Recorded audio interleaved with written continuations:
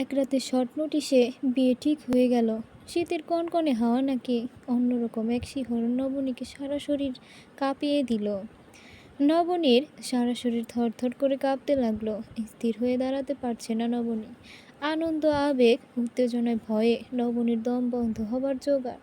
ক্ষণে ক্ষণে নবনীর পুরো চেহারা রং বেরং হয়ে যাচ্ছে। চুল খুলে নবনী বসলো চুলে তেল দেওয়ার জন্য। সেই মুহূর্তে ফাল্গুনী এলো, দু হাতে করে দুইটা মেহেদির টিউব নিয়ে। চৈতালি এলো একটু পরে। দুই বোন মিলে ঝাপটে ধরল নবনীকে। মেহেদি পড়তেই হবে নবনীর আজকে। নবনী লজ্জায় লজ্জাবতী পাতার মতো কুঁকড়ে গেল। তার বুকের ভেতর কেমন দুরু দুরু করছে। দুই বোন দুই হাত টেনে ধরে নবনীর হাতে মেহেদি পরাতে লাগলো। খোলা চুল বারবার উড়ে এসে নবনীর নাকে মুখে লাগছে। নবনী বিরক্ত হচ্ছে। নবনীর বিরক্তি দেখে দুই বোন হেসে কুটি কুটি হচ্ছে। নবনীর বিরক্ত দেখে দুই বোন হেসে কুটি কুটি হচ্ছে। চৈতালি বলল, আপা, তোকে একেবারে সিনেমার নায়িকাদের মতো লাগছে। এত সুন্দর কোনো আপা কেন আপা তুই? নবনী মুখ বাঁকিয়ে বলল, পাকা কথা বাদ দিয়ে আমার চুল বেঁধে দে তুই আগে। আমার অস্বস্তি হচ্ছে খোলা চুলে। ফাল্গুনী বলল, না আপা, আজকে তোমার চুল বেঁধে দেওয়া হবে না। তোমাকে মন ভরে দেখতে দাও। এই মুহূর্তে কে আর ফিরে আসবে আমাদের জীবনে? তুমি চলে গেলে আমরা আবারও একা হয়ে যাব আপা। মুহূর্তেই হাসি মুখে অন্ধকার নেমে এলো নবনীর। এই ব্যাপারটা নবনী কিছুতেই সহ্য করতে পারে না। মনে হলেই কেমন মাথায় এলোমেলো লাগে নবনীর। একবার সব ছেড়ে গিয়েছে, এখন বুঝি আবারও চলে যেতে হবে। মা বাবা, ভাই বোন, এদের সবাইকে ছেড়ে আবারও যেতে হবে অন্যের ঘরে। বুকের ভেতর একটা ঝড় বয়ে গেল। এত উত্থান পতন কেন এক জীবনে? মেয়েদের জীবনে তো অসহ্য যন্ত্রণাদায়ক কেন? জন্ম থেকে যাদের কাছে বেড়ে ওঠা, যারা ছিল সবচেয়ে আপন, সেই ঘর ছিল একান্ত আপন। সেই ঘর একদিন ভীষণ অচেনা হয়ে যাবে। আজ থেকে 20 বছর পর এই ঘরকে আর নিজের ঘর বলতে পারবে না। এই ঘরের মানুষেরা একদিন ভীষণ অচেনা হয়ে যাবে। আজ যে ভাই বোন মিলে একসাথে গলাগলি করছে, একটা সময় আসবে যখন ভাই বোনের সাথে বছরের পর বছর কেটে যাবে, আর দেখা হবে না। একই শীতে থেকেও সময়ের অভাবে কেউ কারো সাথে দুদণ্ড মন খুলে কথা বলতে পারবে না। নিজের সন্তানদের মতো করে যে ভাই বোনকে বড় করে তুলেছে, তাদের সাথে আর দেখা হবে না। এই ছোট্ট ভাই বোনেরা একদিন বড় হবে। জীবনের তাগিদে একজন একদিকে চলে যাবে। এই যে ভাই বোন সবার মিলন মেলা বসে, এই মিলন মেলা কি আর বসবে? এই চাঁদের হাট একদিন বিলুপ্ত হয়ে যাবে। আহারে জীবন, বৈচিত্র্যময় জীবন। সাব্বির দরজার সামনে দাঁড়িয়ে নবনীর দুটো ক্যান্ডিড ছবি তুলল। তারপর হোয়াটসঅ্যাপে পাঠিয়ে দিল মেঘের কাছে। এই প্রথমবার মেঘ নবনীর ছবি পেল। আকাশ রং জামা পরে এলোমেলো চুলে যেন রূপকথার রানী বসে আছে। সাব্বিরকে টেক্সট দিয়ে বলল, এর জন্য তুমি স্পেশাল একটা ট্রিট পাবে আমার তরফ থেকে। সাব্বির রিপ্লাই দিল, ট্রিট চাই না ভাইয়া, আমার আপা কাঁদছে, অনুরোধ করছি এই কান্না যেন আমার আবার শেষ কান্না হয়। আপনার কাছে যাওয়ার পর আমার আবার মুখ থেকে যেন হাসি না ফুরায়। মেঘের ভীষণ ভালো লাগলো বোনের প্রতি ভাইয়ের এই ভালোবাসা দেখে। পৃথিবীর সব ভাইয়েরাই বুঝি এমন হয়? বড় হোক বা ছোট, বোনদের জন্য বুকের গভীরে একটা আকাশ পরিমাণ ভালোবাসা বসে রাখে পরম যতনে, যেমন করে মেঘ পুষে রেখেছে মেঘলার জন্য। সাব্বির রুমের ভেতরে গিয়ে নবনীর চুল বেঁধে দিল একটা হেয়ার ব্যান্ড দিয়ে। অনেকক্ষণ ধরেই খেয়াল করছে অবাধ্য চুলগুলো বড্ড জ্বালাতন করছে বোনকে। সামান্য একটা কাজ, অথচ নবনী নিজেকে সামলাতে পারল না। আর হু হু করে কেঁদে উঠল। কান্না একটা ছোঁয়াচে রোগের মতো, বিশেষ করে আপনজনের কান্না। আপন মানুষের কান্না দেখলে সবারই দু চোখ ভিজে যায় নিজের অজান্তে। বুকের ভেতর দুঃখের নদীতে জোয়ার ওঠে। নবনীর কান্নাও সেভাবে ছড়িয়ে গেল ভাই বোনদের মাঝে। একে অন্যকে জড়িয়ে ধরে কাঁদতে লাগলো। আড়াল থেকে সেই কান্নার সাক্ষী হয়ে রইলেন হাশেম আলী আর রাবিয়া বেগম। দুজনের চোখ ভেজা, বুকে ধারানোর যন্ত্রণা, তবুও সন্তানের সামনে গেলেন না। ভাই বোনের ব্যাপার ওরা নিজেরাই সামনে নেই। হাশেম আলী ফিস ফিস করে বললেন, আমার ঘরের চন্দ্রটা বুঝি অন্য ঘরে চইলা যাইব নবনীর মা? আমার ঘর আন্ধার কইরা দিয়া আরেক ঘরে আলো দিব? রাবিয়া বেগম আঁচলে মুখ মুছে বললেন, আপনিও পোলাপাইনদের মতো কথা কন। মাইয়াগো কি ক্ষমতা আছে বাপের বাড়ি আজীবন পইরা থাকনের? এইটাই তো এই দুনিয়ার নিয়ম। নিজ হাতে বড় কইরা মাইয়ারে তুইলা দেওয়ান লাগে অন্যের হাতে। এই নিয়ম চলে আসছে, চলবেই। হাসিম আলী ধপ করে চেয়ারে বসে পড়লেন। নিজেকে সামলে নিয়ে বোনদের কাছে, প্রতিবেশীদের কাছে ফোন দিলেন। একে একে একজন একজন দুজন করে প্রায় ২৫ জন হয়ে গেল। শফিক আহমেদ কল দিলেন হাসিম আলীকে। তারপর কাঁচুমাচু হয়ে বললেন, আপনার কাছে একটা অনুরোধ করতে চাই। আমাকে কথা দিন, আপনি আমার কথা রাখবেন। ধরে নিন আপনার ভাই আপনার কাছে কিছু চাইছে। হাসিম আলী হতভম্ব হলেন শুনে। তারপর ভীতু গলায় বলল, জি বলেন ভাই সাহেব। শফিক আহমেদ বললেন, আপনি তো আমার প্রাণটাই আমার ছেলের হাতে আপনার প্রাণটাই আমার ছেলের হাতে তুলে দিবেন। তাই আমি চাচ্ছি বিয়েতে মেহমানদারি করতে যা যা করা লাগে সবটাই আমরা করব। আপনারা এসব নিয়ে একটু মাথা ঘামাবেন না। আপনার মেয়েটা ছাড়া আর অন্য কিছু দেওয়ার চাওয়ার নেই আমাদের। দয়া করে আমাকে ভুল ভাববেন না। আমি সমাজের প্রচলিত নিয়ম মানতে চাই না, যেই নিয়ম মেয়ের বাবার মাথায় বাড়ি দিয়ে সর্বশান্ত করে দেয়। একটা মেয়ে মানুষ তার কলিজার টুকরা আমার হাতে তুলে দেবে, আর আমি কিনা পাষণ্ডের মতো মেয়ের পাশাপাশি খাওয়া দাওয়া এটা সেটা চাইবো? এই শিক্ষা আমি পাইনি।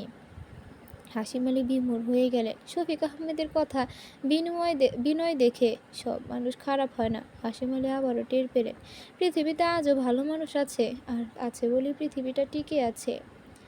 নবনীর ফুপু ফুপা মামা খালু প্রতিবেশী কয়েকজন 11টার দিকে চলে এলো। নবনীর বাসা থেকে নবনীর 3 ফুপু অবাক হলো। হাসিম আলীকে জিজ্ঞেস করলেন, এত বড় বাসায় থাকস তোরা, কত দেশ ভাড়া? অন্যজন জিজ্ঞেস করলো, নবনী কি অনেক বড় চাকরি করে?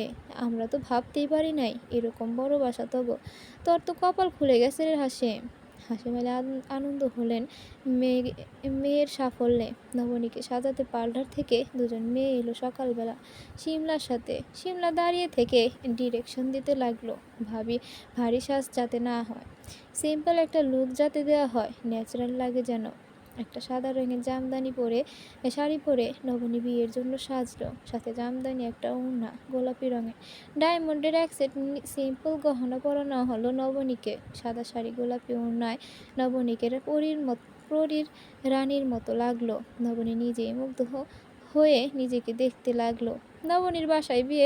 নবনীদের বাসায় বিয়ে হলো। খাবার এলো 5 তারা হোটেল থেকে। মেয়েকে দেখে নবনীর আত্মীয় স্বজন সবাই চমকে গেল। নবনীর বড় ফুপু ফিসফিস করে রাবেয়া বেগমকে বললেন, তোর ডিভোর্সি মেয়ের জন্য এই রাজকুমার কেমনে জুটাইলি? সিনেমার নায়কদের মতো দেখা যায় রে। মাসুমা বেগম এসে নবনীকে বুকে জড়িয়ে ধরে বললেন, তোকে সিমলার বাসায় প্রথম দেখেই আমার এত ভালো লেগেছে।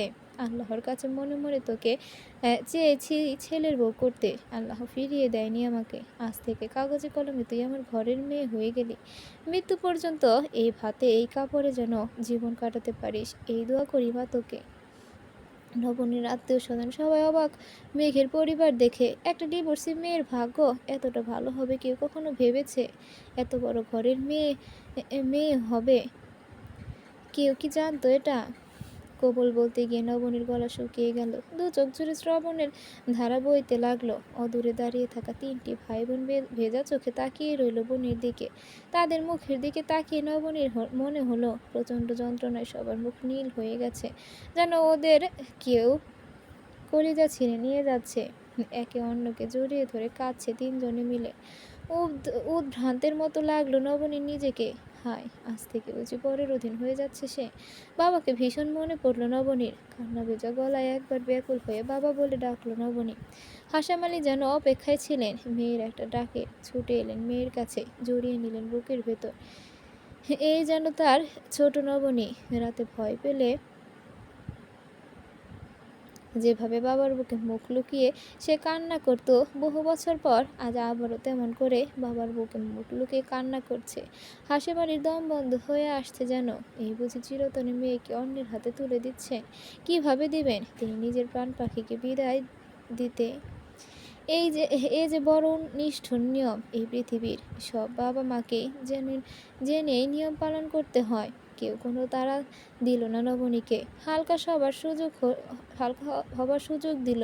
অনেকক্ষণ পর দাঁত দিয়ে ঠোঁট কামড়ে নবনী কবুল বলল। মেঘ তামিমকে বিশেষভাবে দাওয়াত করেছে আজ। ঘটনা কি জানার জন্য তামিম লাজ লজ্জা ভুলে বরপক্ষের সাথে এলো। সাদা একটা পাঞ্জাবি পরা মেয়ের পাশে সাদা জামদানি শাড়িতে দাঁড়িয়ে থাকা নবনীকে দেখে তামিমের মন ভেঙে চূর্ণ বিচূর্ণ হয়ে গেল। টের পেল বুকের ভেতর ভীষণ জ্বালা পোড়া হচ্ছে। এই মেয়েটা আজ থেকে তামিমের ভীষণ পর হয়ে গেল।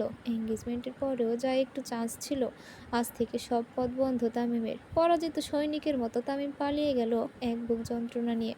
হেরে গেছে সে, একুলোকুল কোনোটাই আর রইল না তার। নবনীও হারিয়ে গেল, নীতিকেও নিজ দোষে হারালো। প্রথমবারের মতো তামিম বুঝতে পারল সে ভীষণ একা আজ থেকে। খাওয়া দাওয়ার পর মেহমানরা সবাই বিদায় নিল। সন্ধ্যার দিকে নবনীদের পক্ষের সবাইও চলে গেল। যেহেতু ঈদ চলে এসেছে সামনে, তাই কেউ বেড়াতে পারলো না একদিন। মেঘও বরযাত্রীর সাথে চলে গিয়েছে। পুরো বাসা নিস্তব্ধ হয়ে যাবার পর নবনী নিজের রুমে গিয়ে বসলো। কেমন শূন্যতা অনুভব হলো নবনীর হঠাৎ করে। ভালো লাগা এবং খারাপ লাগা নিয়ে একটা অন্যরকম অনুভূতি জন্ম নিল। রাতে মেঘের কল এলো। নবনীর ভীষণ লজ্জা লাগলো আজ আবারও মেঘের কল রিসিভ করতে। আজ থেকে এই মানুষটা নবনীর স্বামী, নবনীর একান্ত আপন লোক। নবনীর কল রিসিভ না করায় মেঘ মেসেজ দিয়ে বলল, আজ থেকে তো আমার সাথে বের হতে কোনো ভয় নেই নবনীতা। আমি অপেক্ষা করছি, নেমে এসো। আজ আমরা পুরো শহর ঘুরবো। তাছাড়া তোমাকে একটা চুমু দেওয়া বাকি আছে। এতদিন প্রেমিক ছিলাম বলে কখনো এই আবদার করিনি, আজ তো বৈধতা পেয়ে গেছি, তাড়াতাড়ি আসো। আপন মনে হেসে বিড়বিড় করে নবনী বলল, এই লোকটা ভীষণ রকমের খারাপ। ঈদের দুদিন আগে রাতে নবনীরা গ্রামে চলে গেল। সকালবেলায় প্রচণ্ড কুয়াশার এক হাত সামনের মানুষও দেখা যাচ্ছে না। একটা হলুদ রঙের চাদর পরে নিল নবনী। তারপর ভাই বোন সবাই মিলে বের হলো হাঁটতে। নবনীর ভীষণ ভালো লাগছে। কত বছর পর সে গ্রামে শীতকাল উপভোগ করছে। ভেজা ঘাসের উপর দিয়ে হেঁটে যাচ্ছে নবনী। শিশির বিন্দু পা ছুঁয়ে যাচ্ছে নবনীর। খেজুরের গাছ থেকে রসের হাঁড়ি নামাচ্ছে গাছ কাটার লোকেরা। নবনী ঠিক করলো বাড়িতে গিয়ে বাবাকে বলবে রস নেওয়ার জন্য। অনেকক্ষণ ঘোরাঘুরি করার পর সবাই বাড়ি ফিরল। ভেতরে যেতে রসের ঘ্রাণে ভেসে এলো। সবাই ছুটে এলো রাবেয়া বেগমের কাছে। চুলার পাশে পাটি বিছিয়ে খেতে বসলো সবাই রসের পায়েস। সবাই মিলে গল্প গুজবে মেতে উঠেছে। সেই সময় কালবৈশাখী ঝড়ের মতো বাড়িতে এলো সুলেমান মেম্বার। হাশেম আলী তখন ঘরের বারান্দায় চৌকিতে বসে খাচ্ছেন আর ছেলে মেয়েদের দেখছেন। সুলেমান মেম্বার উঠানের দিকে এগিয়ে আসতে আসতে ডাক দিল, হাশেম আলী বাড়িতে আছো নাকি? শহর থেকে ফিরলা শুনলাম। গতকাল উঠানের ওপর মূর্তিমান অভিশাপকে দেখে রাবেয়া বেগম নবনীর হাত চেপে ধরে বললেন, বড় করে ঘুমটা দিয়ে ঘরে চলে যা তুই। এই লোকের মাথার ঠিক নাই, কখন কি কইরা বসে। নবনী আজ ক্রোধ জন্মেছে ভীষণ। এই লোকটার ভয়েই তো তাদেরকে নিজের ভিটে ছেড়ে পালিয়ে যেতে হয়েছে। মায়ের কথা অবাধ্য করে নবনী বাবার পাশে গিয়ে দাঁড়ালো। সুলেমান মেম্বার একগাল হেসে বলল, নবনী না এটা? অনেকদিন পর দেখলাম। পোলার বউ করতে চাইছিলাম, পালাইয়া গেলাম মাইয়া নিয়া। এখন আমার থেকে সুদের উপর নেওয়া 70,000 টাকা ফেরত দাও, নইলে ভিটে মাটি ছাইরা দাও। হাশেম আলী হতভম্ব হয়ে গেলেন সুলেমান মেম্বরের কথা শুনে। বিনা মেঘে বজ্রপাত হলো সকলের মাথায়। হাশেম আলী হতবাক হয়ে বললেন, কি কোন মেম্বার সাহেব, আমি তো কোনোদিন আপনার থেকে 1 টাকাও ধারানি নাই। সুলেমান মেম্বার আবারও হাসলেন। হেসে বললেন, জানতাম আমি তুমি যে ভুইলা যাইবা। জানতাম তো আমি আগেই। এই যে দেখো স্ট্যাম্প, এখানেই সই দেয়া তুমি টাকা নিছ। নবনী এগিয়ে বলল, আমাকে দিন স্ট্যাম্প, আমি পড়ে দেখি। সুলেমান মেম্বার ভ্রু কুচকে বললেন, তোমার মাইয়া তো দেখি একেবারে লায়েক হয়ে গেছে, আমার সামনে খাড়ায়া কথা কয়, চোখ রাইখা। সাব্বির এগিয়ে এসে নবনীর পাশে দাঁড়ালো। সুলেমান মেম্বারের পর সাব্বিরের ভীষণ ক্ষোভ। এই লোক তার আপাকে নিয়ে বাজে কথা বলেছে। জোর করে তার কাজাখোর ছেলের সাথে বিয়ে দিতে চেয়েছে বলেই তাদের গ্রাম ছেড়ে যেতে হয়েছে। নবনী কঠোর স্বরে বলল, কথা না বাড়িয়ে স্ট্যাম্পটা আমার হাতে দেন। নবনী হাত বাড়ালো নেওয়ার জন্য স্ট্যাম্প পেপার। সুলেমান মেম্বার চকচকে চোখে নবনীর হাতের দিকে তাকালেন। ফর্সা সুগঠিত হাতখানায় 2 গাছা সোনার চুড়ি, অনামিকার আঙুলে একটা ডায়মন্ডের রিং, গাঢ় লাল মেহেদি রঙে ভীষণ আকর্ষণীয় লাগছে। জিহ্বা দিয়ে নিজের ঠোঁট লেহন করে সুলেমান মেম্বার চকচকে চোখে নবনীর দিকে হাত বাড়িয়ে দিল। এক সুযোগে নবনীর হাতখানা ছুঁয়ে দেখার একটা সুব্ধ বাসনা মনে। নবনীর হাত অবধি পৌঁছানোর আগে সাব্বির ছো মেরে নিয়ে নিল পেপার। হ্যাঁ, তারপর বোনের হাতে তুলে দিল। রক্তচক্ষু নিয়ে সুলেমান মেম্বার তাকালো সাব্বিরের দিকে। তারপর পান খাওয়া লাল দাঁত বের করে হেসে বলল, খুব চালাক হয়েছে দেখি। আমার সামনে থেকে শিকার কায়রা নিতে আজ পর্যন্ত কোনো বাপের বেটা পারে নাই। তুমি সেই দিনের পোলা, সেই স্পর্ধা দেখাইলা। আগেরবার তোমার বাপের রাইতের অন্ধকারে চোরের মতো পালাইয়া গেছে মাইয়া নিয়া। আমার শিকার মিস হইয়া গেছে তখন। আমি কিন্তু হিসেব না মিলাইয়া সারি না। গ্রামে আইসো যখন হিসাব মিলাইয়া দিমু। নবনী সাব্বিরের হাতে পেপার দিয়ে বলল, এটা আমার বাবার স্বাক্ষর নয়, এই পেপার নকল। সুলেমান মেম্বার এক গাল হাসলেন আবারও। তারপর বললেন, সুলেমান মেম্বারের কাগজ কোনোদিন মিশা হয় না। ঈদের দিন পর্যন্ত সময় দিলাম। তোমার বাড়ির দলিল আমার কাছে আছে। সময় মতো সুদ সমেত পুরো টাকা দিয়া দিবা, নয়তো ভিটেমাটি বুঝাইয়া দিবা। শুনলাম মাইয়ারে ঢাকায় নিয়ে বিয়া দিছো বড় ঘরে। তোমার বিবাহিত মাইয়া কেমনে আবাইয়াতে পয়সাওয়ালা পোলারে ফাঁসাইলো, এইটা কেউ না বুঝলেও আমি সুলেমান মেম্বার ঠিকই বুঝছি। হিসেবের তো আর আমি কাঁচা না। রূপ যৌবন তো আর কম নাই তোমার মাইয়ার। তা এসব নিয়া আমি কিছু কমু না। আমার টাকা অথবা জমি বুঝাইয়া দিবা। আর তাও না হইলে তোমার মাইয়া নবনীরে আমার পোলা। সুলেমান মেম্বার কথা শেষ করতে পারলে না। তার আগে সাব্বির হামলে পড়ল তার উপর। দুই গালে দুইটা থাপ্পড় দিয়ে মাটিতে আছড়ে ফেলে দিল। বুকের উপর উঠে বসে নাকে মুখে ঘুষি মারতে লাগলো আর বলল, শোয়ারের বাচ্চা, আমার আবাকে নিয়ে আবার আর একটা বাজে কথা বের করবি তোর এই নোংরা মুখ দিয়া। এই এইখানেই তোরে আমি পুঁতে ফেলবো। তোরে খুন করে দরকার হইলে আমি জেলের ভাত খামো। আমার আপার চরিত্রে যে দাগ দিতে চাইবো আমি তারে শেষ করে দিব। নবনী হাসিমালি মিলে টেনে সাব্বিরকে সরিয়ে দিল সুলেমান মেম্বারের ওপর থেকে। সুলেমান মেম্বারের নাক থেকে রক্ত বের হচ্ছে। উঠে দাঁড়িয়ে গায়ের ধুলাবালি ঝেড়ে নিলেন তিনি। তারপর থু করে একদলা থুতু ফেলে বললেন, হাসিমালি হিসাব না মিলাইয়া আমি কিন্তু তোমার গেরাম থেকে যাইতে দিব না। সুলেমান মেম্বার চলে যাওয়ার পর নবনী ভাইয়ের দিকে ভেজা চোখে তাকালো। তারপর শক্ত করে জড়িয়ে ধরে বলল, এত মাথা গরম কেন করলি ভাই? সাব্বির কেঁদে ফেলল। হাও মাও করে কেঁদে বলল, আপা তোকে নিয়ে যে বাজে কথা বলল কেন এই লোক, আমার সহ্য হয় না আপা। আমার মাথায় রক্ত উঠে যায়।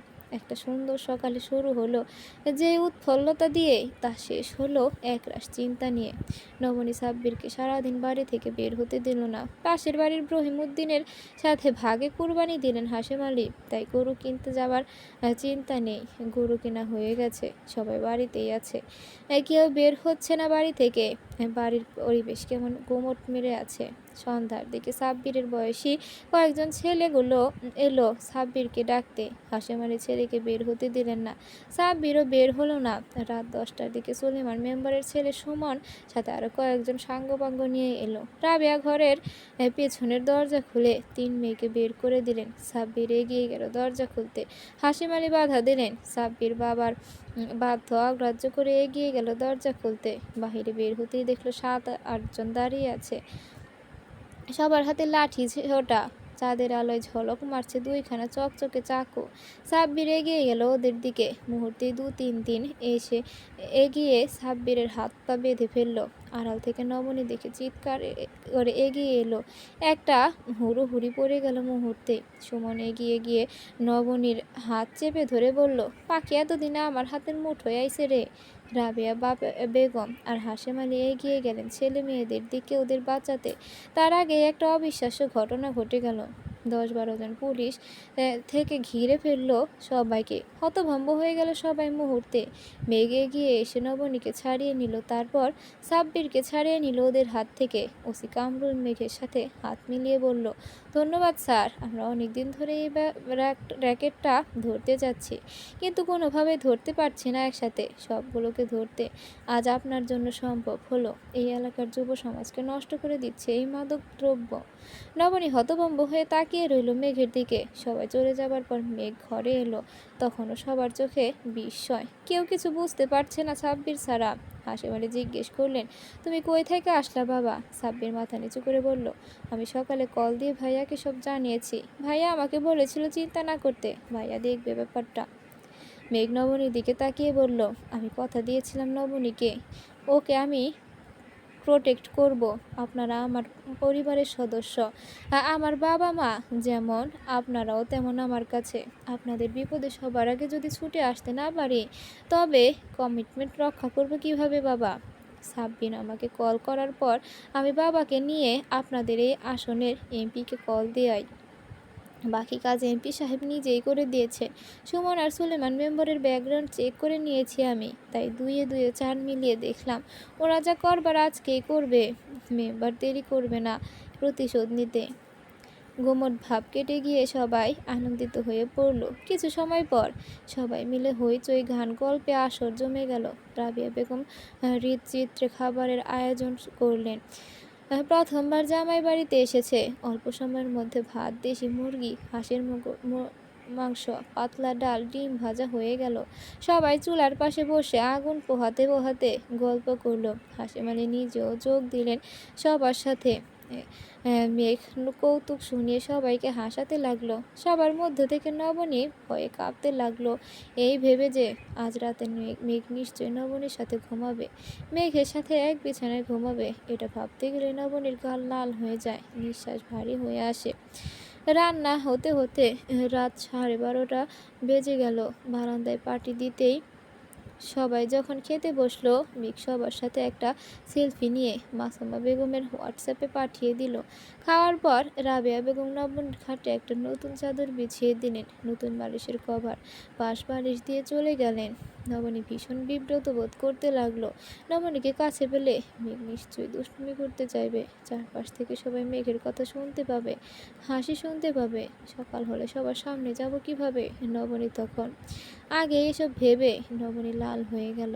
মেঘ নবনীর রুমে ঢুকতে গিয়ে দেখলো রাবিয়া বেগম বারান্দার চৌকিতে বিছানা করেছে। মেঘ রাবিয়া বেগমের হাত থেকে চাদর কেড়ে নিয়ে বললেন, আমি সাব্বিরের সাথে ঘুমাবো আম্মা, আপনারা আপনাদের রুমে ঘুমান, বাহিরে ঘুমানো উচিত হবে না এই সময়। হাসিম আলী আপত্তি করে বললেন, অসুবিধা নেই, আমরা তো প্রায় সময় এখানেই ঘুমাই, তুমি শুয়ে পড়ো। মেঘ গম্ভীর হয়ে বলল, প্রচণ্ড ঠান্ডা পড়েছে বাবা, বাহিরে ঘুমানো ঠিক হবে না এই মুহূর্তে, তাছাড়া পরিস্থিতি তো মোটেও উচিত হবে না। নবনী যেন হাঁপ ছেড়ে বাঁচল, বোনদের সাথে নিয়ে শুয়ে পড়ল। বুকের ভেতর কেমন ড্রিম ড্রিম করছে। নবনীর মেঘ তার এত কাছে, পাশের রুমে মেঘ শুয়ে আছে সাব্বিরের সাথে। হাজার চেষ্টা করেও নবনী ঘুমাতে পারল না। রাত 3টের দিকে মেঘ মেসেজ দিল নবনীকে ওয়াশরুমে যাবে। নবনী চাদর গায়ে দিয়ে বের হয়ে সাব্বিরের রুমের সামনে গিয়ে গলা খাকারি দিল। হুডি গায়ে দিয়ে মেঘ বের হয়ে এলো। ঘরের বাহির হয়ে উঠানের বাথরুমের দিকে যেতে নিতেই মেঘ নবনীকে টান দিয়ে বুকের কাছে নিয়ে এলো। ফিস করে বলল, বেবি জান, বাথরুমে তো যেতে চাইনি, আমার বউ কাছে পেতে চেয়েছি, এখনো তো আমার বাকি আছে, দিলে না তো সেদিনও। এই বলে নবনীকে বুকের সাথে মিশিয়ে নিয়ে নিজের 2 ঠোঁট ডুবিয়ে দিল নবনীর 2 ঠোঁটে। পরম আবেশে নবনীকে জড়িয়ে নিল। অবাধ্য 2 হাত ছুটে গেল নবনীর দেহের বাঁকে। লজ্জায় 2 চোখ বন্ধ করে নবনী মেঘকে আরও ঝাপটে ধরল। এই মানুষটাকে জড়িয়ে ধরতে, এর বুকের সাথে মিশে যেতে কেন ভয় নেই, কোনো ভয় নেই। এ একান্তই নবনীর মানুষ, নবনীর একেবারে ব্যক্তিগত মানুষ। এক টুকরো মেঘ এসে সেই মুহূর্তে চাঁদকে ঢেকে দিল। এই পরম ভালোবাসার সাক্ষী হলো নীল আকাশ, উত্তরের হাওয়া আর এক আকাশ তারা। অফিসে যাওয়া নিয়ে নবনীর মনে যে সংকোচ ছিল তা এক নিমেষেই দূর হয়ে গেল। অফিসে মেঘ যেন এক অন্য মানুষ, শুধুমাত্র নবনীর বস সেখানে। নবনীর মনে হয় যেন মেঘ তাকে চিনেই না। অফিসে গেলে নবনীর ভালোও লাগলো ব্যাপারটা। অফিসে গিয়েও যদি মেঘ এরকম ভালোবাসা দেখায়, তবে সবাই হাসাহাসি করার করবে আড়ালে। নবনী বলার আগেই দেখে মেঘ সতর্ক হয়ে গেছে অফিসে চলাফেরা, কথাবার্তায়। নবনীর ব্যবসায় ভীষণ ভালো যাচ্ছে, তার পেজে বেশ ভালো রেসপন্স পাচ্ছে। গ্রাহকের রেসপন্স দেখে নবনী আরও কয়েকটা প্রোডাক্ট সংযোজন করেছে পেজে। নবনী মনে মনে একটা সিদ্ধান্ত নিল, পেজে 1 লক্ষ ফলোয়ার হলে চাকরি ছেড়ে পুরোপুরি ব্যবসায় মনোনিবেশ করবে। 2 চোখ ভরা স্বপ্ন নবনীর, নিজের ব্যবসায় একদিন অনেক বড় হবে, একটা আলাদা ব্র্যান্ড হবে, শুধুমাত্র দেশীয় পণ্যের একটা আলাদা ব্র্যান্ড। গ্রাম বাংলার হারিয়ে যাওয়া ঐতিহ্যকে নবনী আবারও সবার সামনে তুলে ধরতে চায়। রুমের চারদিকে ছড়িয়ে থাকা পণ্যের দিকে তাকালে নবনীর বুক ভরে যায় আনন্দে। এদেরকে নিজের সন্তানের মতো মনে হয় তার। মেঘ মাঝে মাঝে নবনীকে এটা দিয়ে নিয়ে খেপিয়ে বলে, আমার সন্তানদের কপালে চরম অবহেলা রয়েছে নবনী। তুমি তো আমার দিকেও এরকম মুগ্ধ হয়ে তাকাও না, তোমার সব পণ্যের দিকে যেভাবে তাকাও। নবনী হাসে মেঘের কথা শুনে। মেঘ মুগ্ধ হয়ে নবনীর হাসি দেখে, কি ভীষণ নিষ্পাপ হাসি, হাসলে যেন মুক্ত ঝরে পড়ে। মেঘের মাঝরাতে মনে হয় সবচেয়ে সুন্দর হাসির জন্য যদি কেউ অ্যাওয়ার্ড পায় তবে সেটা মাত্র তার নবনীতা পাবে। নবনী বেশিরভাগ সময় বাবার বাসায় থাকে। মেঘদের বাসায় যেদিন যায় সেদিন যেন উৎসব শুরু হয় তাদের বাসায়। মেঘলাও চলে আসে শৈবালকে নিয়ে, সবাই মিলে সারা রাত গল্প গুজব হাসি তামাশায় রাত কেটে যায়। নবনীর অবাক লাগে মাঝে মাঝে মেঘের পরিবারের এরকম ব্যবহার দেখলে। শ্বশুরবাড়ি নিয়ে নবনীর মনে যে ধারণা ছিল তা বদলে যেতে লাগলো দিনে দিনে। ওনাদের কাছে নবনীর মনে হয় যেন সে কোনো বিশেষ অতিথি। সবাই মিলে কি আদর যত্ন ভালোবাসা দিয়ে তাকে মুড়িয়ে রাখে। কে বলে শ্বশুর শাশুড়ি খারাপ হয়? সবাই খারাপ হলে কি হাজার হাজার সংসার টিকে থাকতো? কোরবানির ঈদের 2 মাস পর বিকেলবেলা চাকরির ইন্টারভিউ দিয়ে এসে নিতু বাসায় এসে সবেমাত্র চেয়ারে বসেছে। এক গ্লাস পানি ঢেলে নিল খাওয়ার জন্য। তেষ্টায় বুক শুকিয়ে মরুভূমি হয়ে গেছে। এই সময় এমনিতেই তো বেশি বেশি পানি খাওয়া দরকার, অথচ নিতু এক ফোঁটা পানিও খায়নি। পানি কোনো কিছুই খায়নি। টাকা খুব মেপে মেপে খরচ করতে হচ্ছে। বাবা মায়ের কাছে তো চাইতে লজ্জা লাগে। রেবেকা বেগম শীতল কণ্ঠে বললেন, এভাবে আর কতদিন? তুই কি তোর সিদ্ধান্তে অনড় থাকবি নাকি এত দেমাক কিসের? স্বামীর কাছে গিয়ে ক্ষমা চাইলে কি মহাভারত অশুদ্ধ হয়ে যায়? তোর চিন্তায় তোর বাবার অবস্থা কেমন হচ্ছে দেখছিস তুই একবার। নিজের স্বার্থ নিয়েই ভাবিস শুধু। তোর বাবা এই কয়দিনে তোর চিন্তা করতে করতে কেমন বুড়িয়ে গেছে তা তো তোর নজর এড়ায় না। আমি তোর তোর মা না, আমার কথা ডেকে তোকে ভাবতে বলি না। আমাকে তো খারাপ ভাবিস কিছু বললেই। বরকত সাহেব নিজের রুম থেকে বের হয়ে এসে স্ত্রীকে ধমক দিয়ে বললেন, মেয়েটা সবেমাত্র এসেছে বাসায়, এখনই এসব বলা শুরু করে দিলে? আমি সম্পূর্ণ সুস্থ আছি, এসব আজে বাজে কথা বলে আমার মেয়ের মন দুর্বল করে দিও না। নিতু আর পানি খাওয়া হলো না। বরকত সাহেব নিতুর মাথায় হাত বুলিয়ে দিয়ে বললেন, এত দৌড়াদৌড়ি কিসের তোর?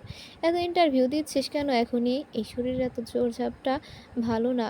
হাতে তোর টাকা পয়সা আছে, বাবাকে বল, লজ্জা পাবি না। রেবেকা বেগম রেগে গিয়ে বললেন, হাতে তাই হয়েছে জানো উনি? তুমি কোন কোম্পানির ম্যানেজার? হ্যাঁ, তোমার হাতে টাকা আছে নাকি? ঋতু যে কয় টাকা দেয় তাতে চলতেই তো হিমশিম খেতে হয় আমাদের। নিতু উঠে দাঁড়িয়ে বলল, আমার টাকা লাগবে না বাবা, আমাকে নিয়ে চিন্তা করো না। ক্লান্ত অবসন্ন অভুক্ত দেহটাকে কোনো মতে টেনে নিজের রুমে দিকে চলে গেল। রেবেকা বেগম নিজের চোখের অশ্রু লুকিয়ে বরকত সাহেবের পায়ের পাশে বসে পড়লেন। আমার মেয়েটা এত অভিমানী কেন? মায়ের মনের কথা কেন বুঝতে পারে না? আমি তো শুধু এটাই চাই, মেয়েটা আবারও সংসার করুক। বরকত সাহেব মাথা নিচু করে বসে রইলেন। রুমে গিয়ে নিতু নামাজ পড়তে দাঁড়ালো। দু চোখ বেয়ে অঝরে জল গড়িয়ে পড়ছে। সিজদায় গিয়ে নিতু ব্যাকুল হয়ে কেঁদে উঠল। নিজের সব কথা আল্লাহকে খুলে বলল। আল্লাহ ছাড়া কেউ পারবে না নিতুকে বিপদমুক্ত করতে। কান্না করতে করতে নিতুর চোখ মুখ ফুলে গেল, সর্দি লেগে গেল। পরদিন সকালে নিতু মেইল পেল তার চাকরি হয়ে গেছে। একটা প্রাইভেট ইউনিভার্সিটিতে অ্যাপ্লাই করেছে নিতু। পোস্টিং ঢাকার বাহিরে একটা জেলা শহরে। আগামী সপ্তাহ থেকে জয়েনিং।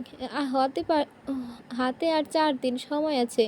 ধীরে সুস্থে নিতু নিজের প্রয়োজনীয় জিনিস গুছিয়ে নিল। আগামীকালই সে চলে যেতে চায়।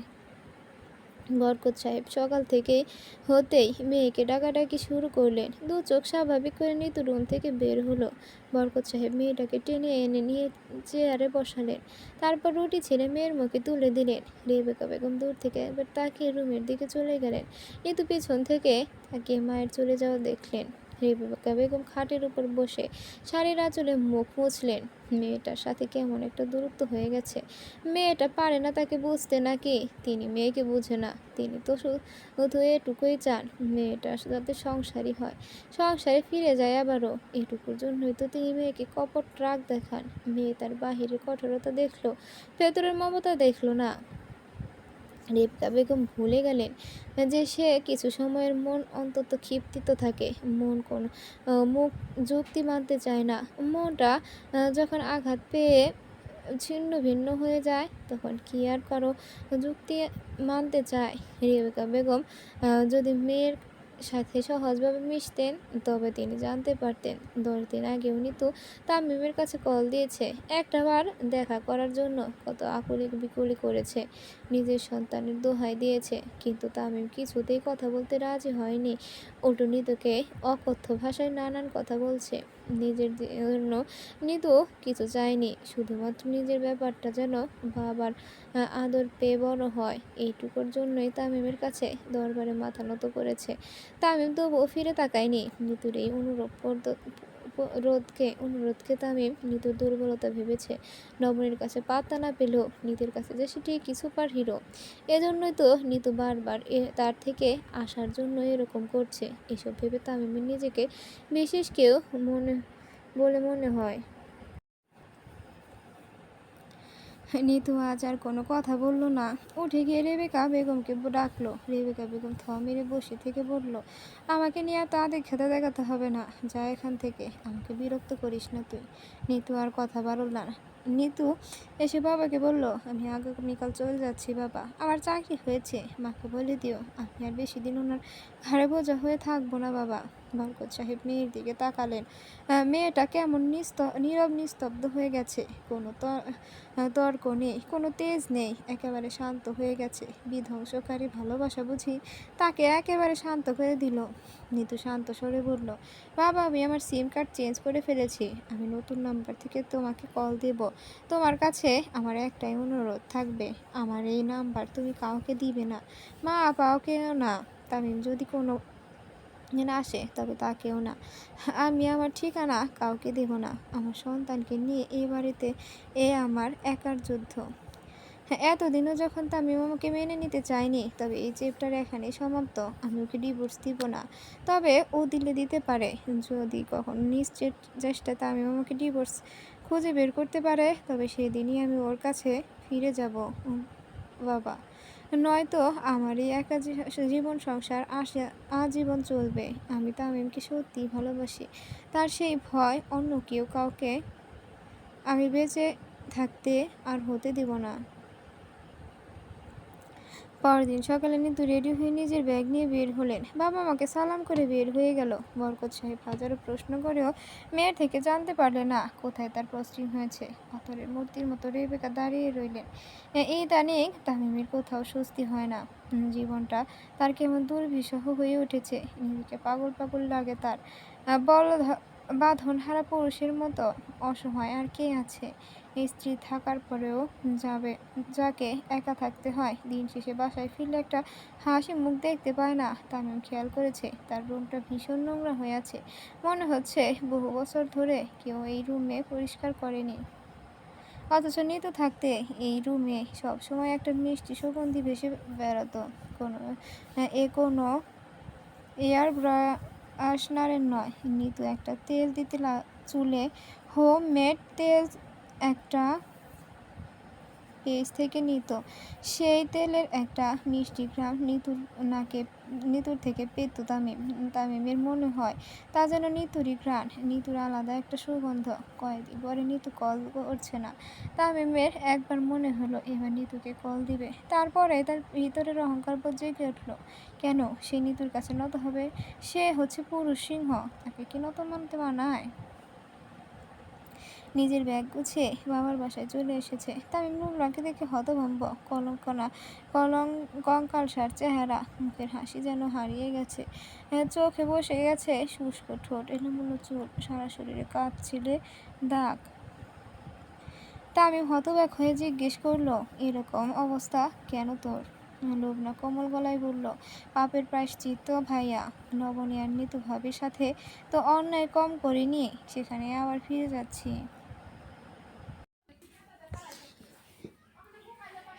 লুবনা বেশি দিন থাকতে পারলো না। লুবনার শাশুড়ি এসে লুবনাকে নিয়ে গেলেন। যাবার সময় বলে গেলেন, বড় ঘরের ছেলেদের মাথা একটু আধটু গরম হয়, সেসব নিয়ে পড়ে থাকলে চলে না। যদি আসতে হয় তবে একেবারে চলে আসে যেন। আর তা না হলে পান থেকে চুন খসলে বাবার বাড়ি আসা যাবে না। এবার তিনি নিতে এসেছেন, এরপর আর কেউ আসবে না। তামিমের বুকে ভীষণ আঘাত লাগলো এসব কথা শুনে। একবার লুবনাকে আড়ালে বলল, যাবি না তুই, দরকার হলে ডিভোর্স হয়ে যাক। লুবনা মুচকি হেসে জবাব দিল, তা সম্ভব না ভাইয়া, আমি একটা অশিক্ষিত মেয়ে। ও বাড়ি থেকে চলে এলে তোমাদের ঘাড়ে বসে কতদিন খাবো? নিজের যদি লেখাপড়া জানা থাকতো তাহলে একটা ভরসা ছিল, একটা সাপোর্ট পেতাম। এখন আমাকে লাথি গোতা খেয়েও থাকতে হবে। তাছাড়া ভাইয়া, তুমি মামা হবে, কে জানে, সন্তানের দিকে তাকিয়ে মুহিত ভালো হতেও পারে। একটা সন্তান অনেক সময় সব সমস্যার সমাধান হয়েও আসে। লুবনা চলে যাবার এক সপ্তাহ পর দিশা পালিয়ে গেল একটা ছেলের সাথে। তামিমকে ডিভোর্স লেটার পাঠিয়ে গেল শামীমকে ডিভোর্স লেটার পাঠিয়ে গেল। শামীম যেন নিশ্চিত নির্বার হলো অনেক দিন পরে দিশাকে সে নিজেই ডিভোর্স দিত। কিন্তু লুবনার বিয়ে হয় আর সে পথে এগোতে চায়নি। পাশে দিশাকে ডিভোর্স দেওয়ায় লুবনার সংসারে অশান্তি হয়। জলের মতো নিশ্চুপ হয়ে গেলেন তাহেরা বেগম, যেন এই পৃথিবীতে কেউ নেই তিনি। এই কয়েকদিনেই যেন তার বয়স বেড়ে গেছে 10 বছর। অপরাধ বোধ তাকে তিলে তিলে কষ্ট দিচ্ছে। ভালো করে বুঝতে পারছেন যে আল্লাহ ছাড় দেয় কিন্তু ছেড়ে দেয় না।